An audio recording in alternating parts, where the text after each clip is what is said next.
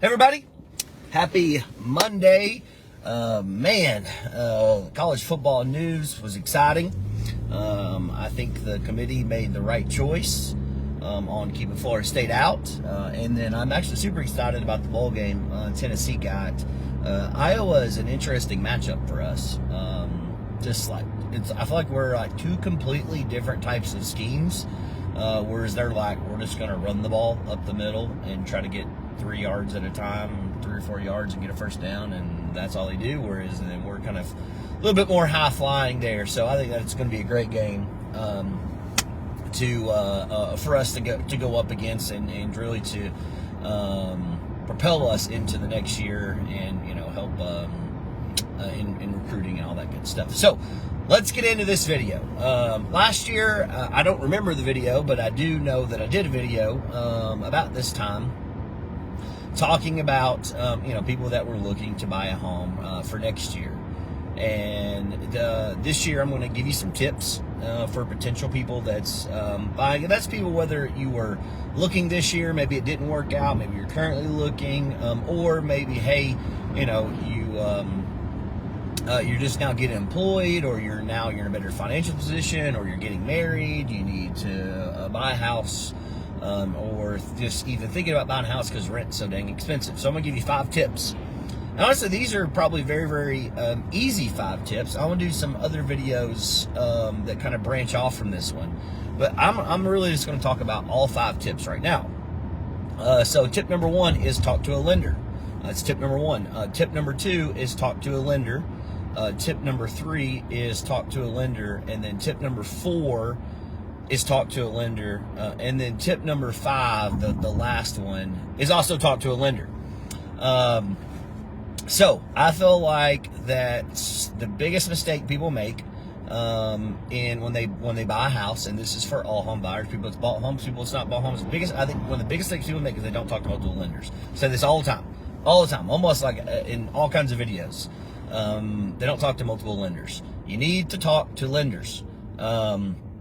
There's nothing that I can do for you, even if whoever you're going to work with, right? There's nothing any realtor can do for you if you are not pre-approved, right? And so I think it's most important now when I said people now talk to a lender before you do your taxes, before the year ends. Is there something you can do to help your situation, before tax season next year?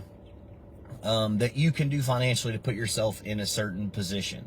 You need to know what type of loans you can get approved for, what your budget is with current interest rates. Hey, I would even talk to them. Hey, listen, if interest rates go up a percent or they go down 1%, where am I going to be at? Because it's probably likely, it'll be up or down about 1%, within this 2 points total, up or down from where we are today, which is actually somewhere around like 7%, low, very, very low 7s. Which is fantastic there. But, I don't think that there's really any predictions out there that says, we're going to be in the low 5s or near 8 again. So it's all just kind of somewhere around, let's just say somewhere around, 6.5 or really let's just say 6 to like 7.5%. It's kind of what a lot of people are talking about. But that's the biggest. You need to talk to them before you do your taxes. If you have a low credit score, people have low credit scores. Things happen, especially younger. You made a mistake, you didn't know, you defaulted, whatever it is. These lenders have free credit repair programs they can put you on. Free.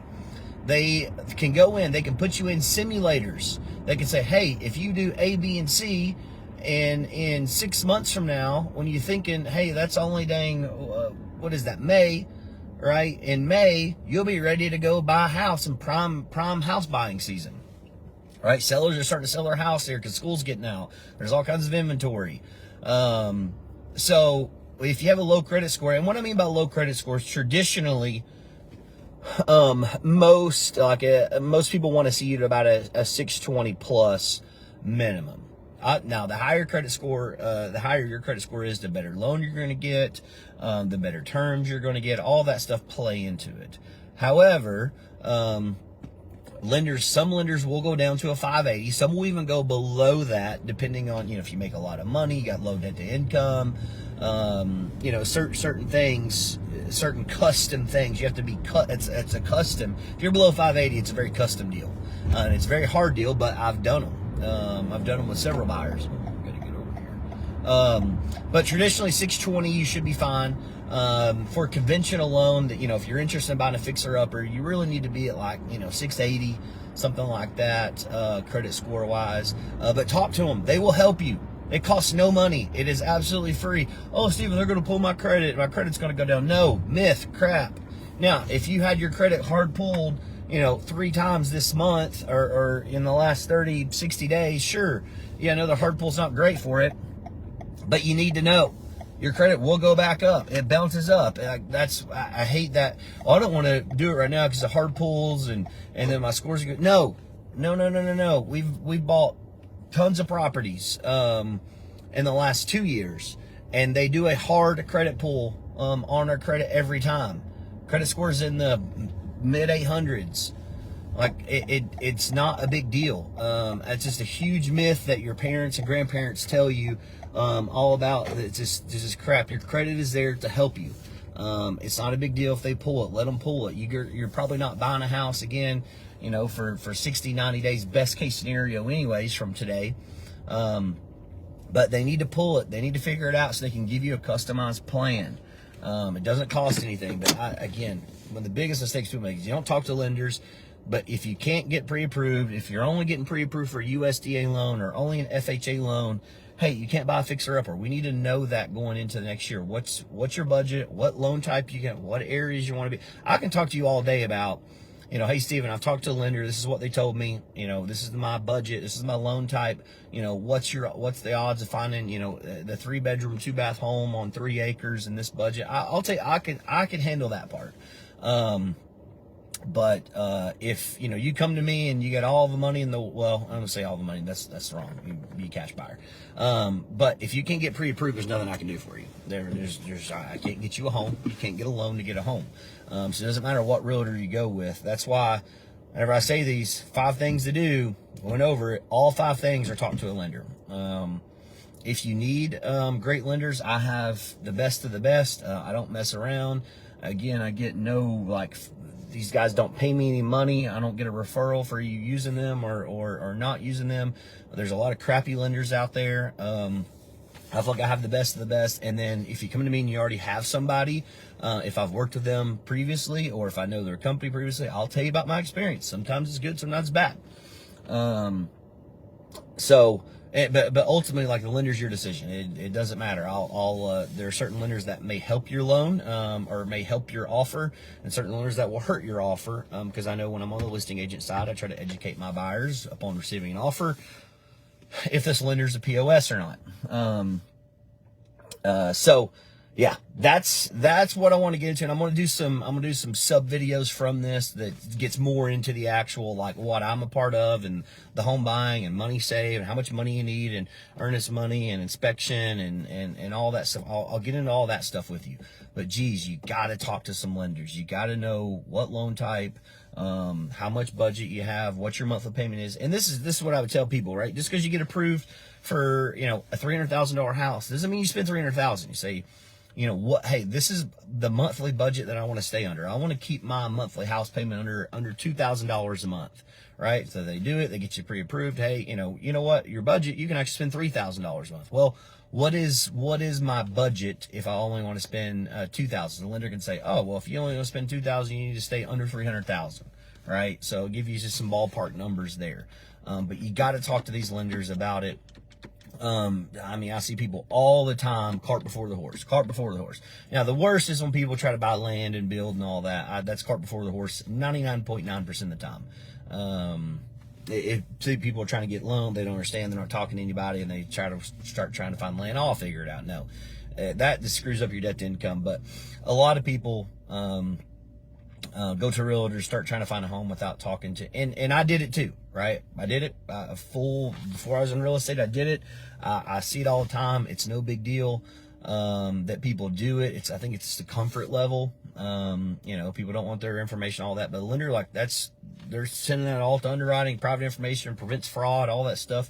It is what it is. There's no way around it. You're eventually, if you're thinking about buying a home, you're going to go through it anyway. So you might as well just start that conversation now, so you know what they need, what type of documents, especially people that make money weird. And the reason why I do this, because I made money weird. It was a very complicated loan when we bought homes, because as a contractor, I worked for several different companies.